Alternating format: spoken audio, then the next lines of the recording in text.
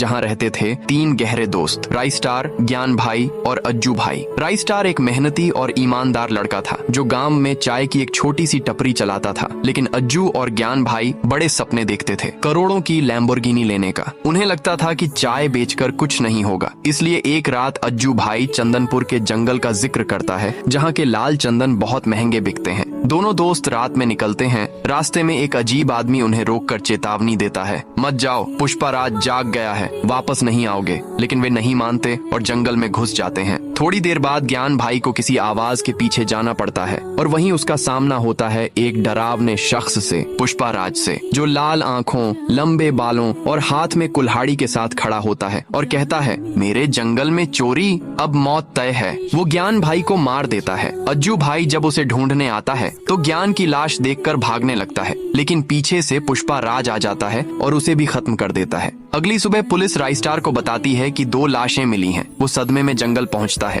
जहां उसे वही अजनबी फिर दिखता है जो कहता है, कहा था ना, पुष्पाराज जंगल का राजा है, मौत उसका खेल है। उसी रात राइस्टार अकेला जंगल में जाता है, पेड़ के नीचे बैठकर गुस्से में चिल्लाता है, पुष्पाराज बाहर निकल, मेरे भाइयों का हिसाब आज होगा। तभी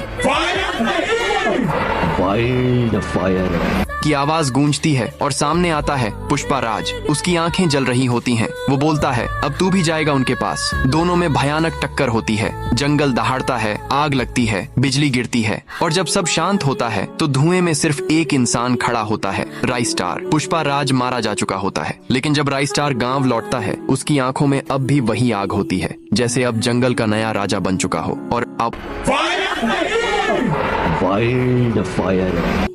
की आवाजें फिर दूर कहीं से आती हैं।